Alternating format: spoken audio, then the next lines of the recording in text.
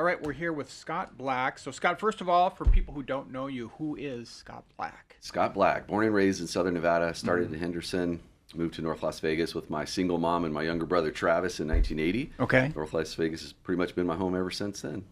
Um, so, you've of course been in government for a little while now. What do you think the biggest challenge is right now in North Las Vegas?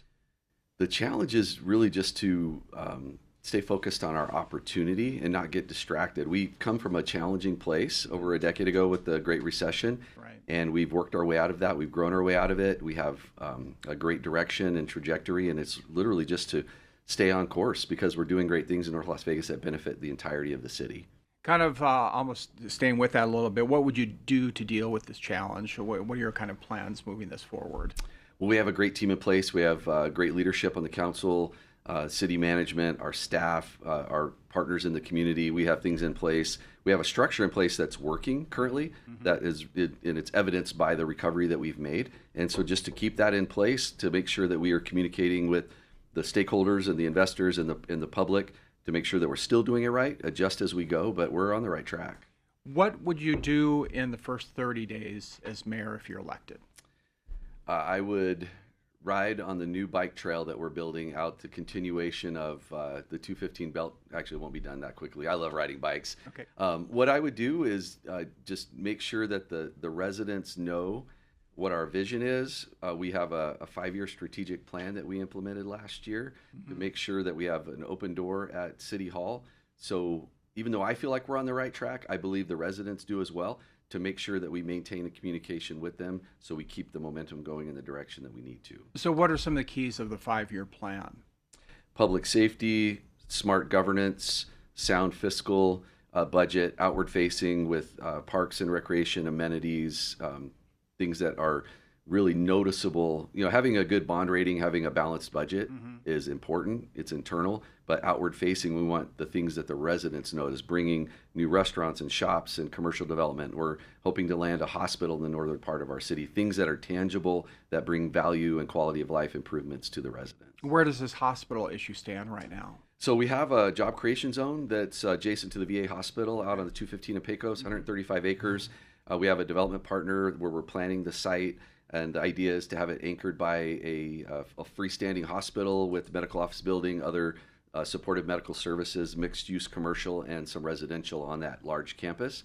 And we're in talks with hospital groups to find the right one that will build it according to the city's plan for that entire site. So, is that a done deal, or are we still kind of in the It's still in the discussion works. phase? It's still in the works, yes. So the design, the structure of the design is in place. We're talking to different hospital groups to find that partner to engage with us to build the hospital, and then the development that would come from that. How big would it be, and what kind of hospital? Like, who would it serve? That's still to be determined, but right now we're the third largest city in Nevada. We have one freestanding hospital. It's North Vista on Lake Mead, Okay. and that's on the southern edge of our city. We're growing. Our population's growing with the villages at Tule Springs, Apex Industrial Area. We need a hospital, and that is the perfect place for it. The hospital wouldn't fill the entire 135 acres. It would probably Right. fill about 30 to 40 acres of Okay, that. okay. But then there you would have a fully built out health and wellness campus with, again, residential, commercial, et cetera. What would have to happen to kind of move this forward? What hurdles do you still have to deal with? Just so we have infrastructure that is to the site to be able to build it out,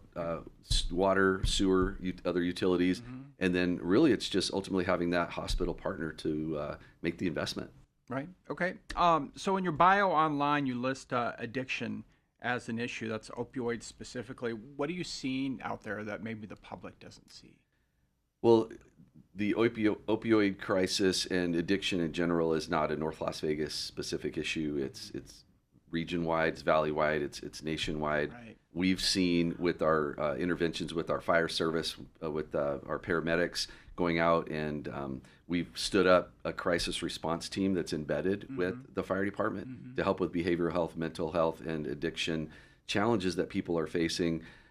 It's a scourge on our society, and there are limited things that we can do as a municipality. Whatever we can do, we need to do it, and it's important to make sure that issue is addressed. Are your first responders then coming across people ODing, or what are they Yeah, exactly are they absolutely. seeing? Yeah, they're ODs. I'm the chair of the Southern Nevada Health District Board of Health, and we recently, in connection with Public Health Month, in early April, we had a really great symposium on our street medicine program, and also what we're doing in the community to mitigate overdose deaths and hospital visits with naloxone, with test strips.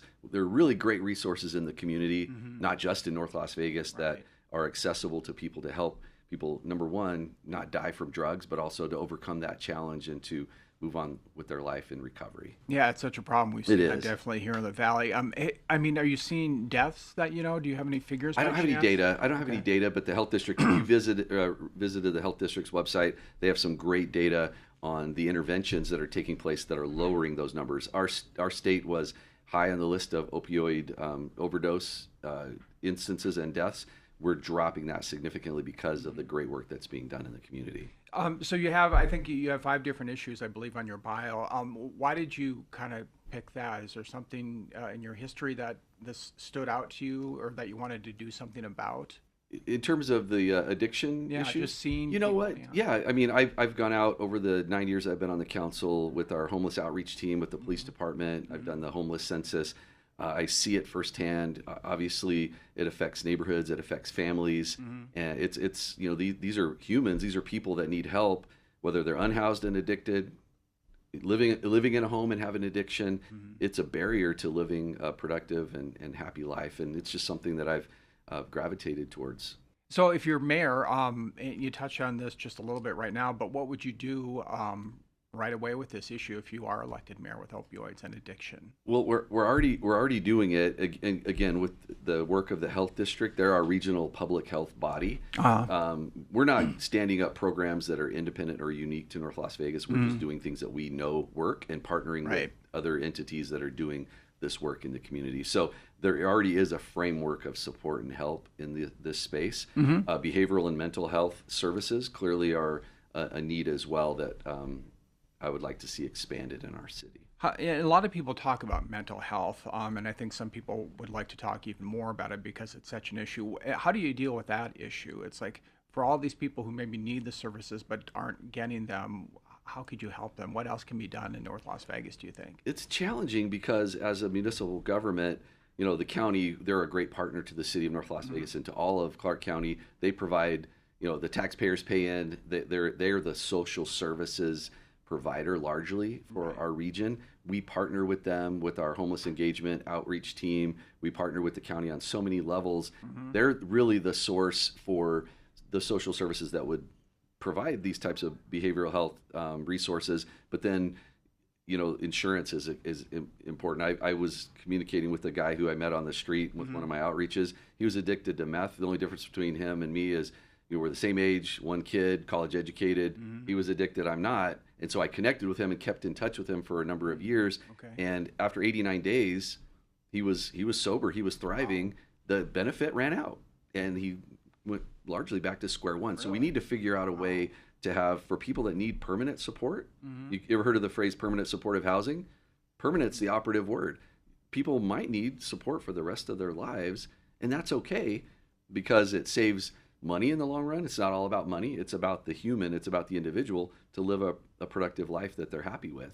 If we can support them so they can help themselves, then it's a win for, I think, society. Have you talked to that gentleman lately? I Where haven't he talked stands? to him in I'd be about curious to 18 know. months Okay. to 2 years. Yeah. We were in touch from 2018 to about 2024, but he reconnected with his family, his estranged son. He moved to the Seattle area from here, but got he was able to get off the streets. Yeah, I mean that's a big part of it if you can do it. Kind of staying with that topic for a minute, I've heard from people about mental health in kids. Difficult to find places to get kids help. This is not somebody in North Las Vegas, but for people who are having problems with mental health and their children in North Las Vegas, what do you think you could do as mayor? Well, let me say this though, Joe. I'm not a mental health professional. Yeah, sure. I'm interested in the issue. It's very Got it. impactful and important. I'm not a professional. There are capable professionals in our community that are providing a great resource. I think we're doing things in North Las Vegas to support the school system. We have our education advisory committee that has some youth on it. We are engaging with the principals. We're doing micro grant programs over the last 4 years that are attached to absenteeism, chronic absenteeism, parental engagement, teacher retention. And so just creating an ecosystem of, and this might sound like somewhat of a departure, but it all comes back together: supporting the schools, supporting the families, providing meaningful recreation opportunities through our Parks and Rec department, programming, opportunities for families and communities to come together. All of those, I think, really do lend itself to a foundation of sound mental health. Then there are obviously situations where people need counseling, therapy, medication, and we just need to make sure that we have a society that supports helping people in those arenas, and it's through insurance, it's through government supports, and so it's a really a large collective effort to help people be their best. So North Las Vegas has experienced a population boom. A lot going on over there. First of all, why do you think so many people are moving to Las Vegas? North Las Vegas. So North Las Vegas, we have the most developable land out of any other jurisdiction. We have the villages of Tule Springs, which is on the northern edge of the city, just north of the Beltway. There are 4 villages. The 3 are largely, or 2 are completed. The third one is about 2/3 completed with 1,500 more homes. And then the final village will be built by KB Homes and have about 3,700 homes. And then we have in our disposal boundary another 5,300 acres adjacent to this job creation zone I was talking about. So there's tremendous growth opportunity for North Las Vegas. But I think just from my communications with other people, real estate professionals as well as residents, North Las Vegas offers a great value. The home I live in North Las Vegas, that exact same home a few miles to the west might be $25,000 to $40,000 more for really no reason. North Las Vegas has great amenities, amazing public safety, things to do, parks and rec. So we offer a value, in my opinion. Okay. And I think other people would share that same opinion. And we're an attractive option for families. So there's, of course, a lot of talk about Apex Park. If you're mayor, what would the first thing you would do with Apex and kind of where we stand right now? Well, the reason I feel like I'm the right person to become the mayor is I'm already doing it. As the mayor pro tem, I've immersed myself in all things Apex. Apex is in Ward 1. I represent Ward 3 currently, but I've worked with Councilman Barone, the councilman for Ward 1, and he's totally cool with me being the Apex guy because Mayor Lee, he was Apex. He's not on the council anymore. I felt like I was able to jump in and fill that void to a degree, to work with the developers, to work with the stakeholders, and to bring the infrastructure needed for Apex to be a reality. And that's happening. We have a water line that we did with the public-private partnership. I'm on the Water Authority Board representing North Las Vegas and have advocated for the investment for the Garnet Valley water line and sewer line to bring so we can get the return flow credits. Apex, we've just completed a traffic study for the master road network in Apex. We're working with the BLM, most recently with the Apex Technical Corrections Act that passed to streamline processes. We've done a lot of things to lay the foundation for Apex to thrive over the coming years and decades. So that work's being done now, and I've been a big part of that. Where do you see Apex in 10 years? What's going to be happening out there? There will be thousands of people working out there. There will be an interconnected network of roads, so you can access it from the Speedway Boulevard, you can access it from the Nellis Apex exit, and you can access it from the 93 exit, but all of it will be connected together. You'll have, right now we have 15 million square feet of development that are completed, about 15 million that are in planning and various phases of development, and then another 10 beyond that. So there is significant interest in Apex. So it's a matter of just making sure that we don't back off the throttle in terms of the infrastructure investment that's taking place. And you mentioned jobs a little bit. Can you talk about jobs overall? I mean, what do you see in the next 5 years as far as bringing more people to North Las Vegas for work? So again, Apex is a huge driver there, but also we're bringing in other developments like the redevelopment project downtown. The North Las Vegas Gateway is kind of the temporary name for it. We just broke ground on NSU last week, the Nevada State University North Campus. We are redeveloping the Texas Fiesta site. It's called Hilo Park. That will bring jobs that's kind of sports and entertainment on the Fiesta side, more of a mixed-use commercial site on the south side adjacent to homes that are being built, so it'll be a walkable community. There's employment opportunity there. I think Apex is the largest driver of um, like career-based employment that will happen over the coming years and decades. The average wage that we anticipate in Apex is about $32 an hour. Currently, just to build the water line out to Apex and the return sewer line, SNWA is spending $750 million. There are 1,100 men and women working out there today building that under the project labor agreement with SNWA, making a really good wage in the professional trades that we have here in Southern Nevada. So people are literally working and caring for their families because of the investments that North Las Vegas is making in Apex. So with this growth that we've been talking about, do you see the police and fire and EMS all growing as well?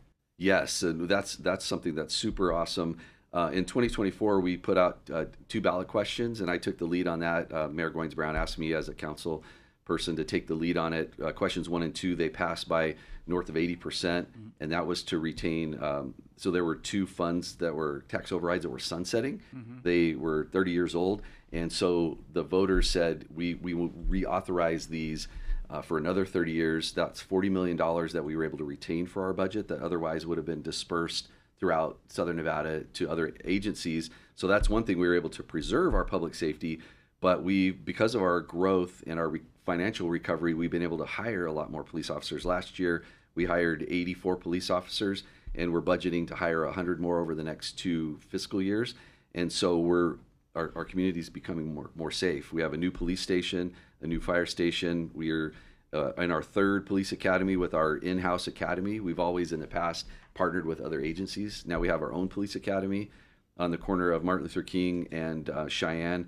We're building a fire training center that I've been instrumental in getting some resources for that. So we're making big investments in public safety because we can build warehouses, manufacturing facilities, homes, shops, restaurants, stores. If we're not safe and if the residents don't feel safe in their community, then we're failing. But the good news is we're thriving in that area. In your bio, you talk about making sure departments who help people have the tools that they need. Are there tools right now that they're not getting? Police, fire, ambulance right now? No, we're well equipped. We've made investments in technology.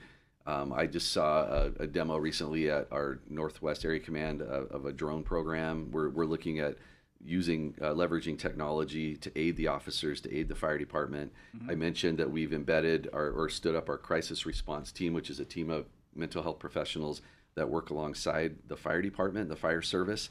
The benefit of that is they're helping people get the help that they need rather than a ride to the hospital to address the issue that they're having. And so having case management, supporting people is really an efficient use of taxpayer dollars to get the services to the people the way they need it in the most efficient way possible. So the issue of term limits has come up in your campaign, more than once. One of your opponents saying that you would only be a 1-term mayor and the city needs a long-term person. What's your response to critics who talk about term limits and how effective you can or can't be? Well, I will tell you this. There was a frivolous lawsuit filed to try to prevent me from being on the ballot. I will be on the ballot, and the voters will decide who the next mayor of North Las Vegas is. And the way I look at it is the people have put the structure in place by virtue of legislation. I can be on the city council for 12 years. It can be all council person, all mayor, or a hybrid. I've served 2 terms. I'm eligible for 1 more. I am ready to go on day 1 to become the mayor because I have been there during the city's recovery. I have been there at the table making decisions that propelled the city forward. So if 4 years is what I have, that's amazing because I can get a lot of great work and continue the momentum that we have over the next 4 years until 2030. And I think that the residents of North Las Vegas are getting their money's worth out of me because I work very hard on their behalf, and I'm ready to go on day 1 to continue that. I'm not hung up on a 4-year window because that's a long time. With the right people in place, you can get a lot of good work done.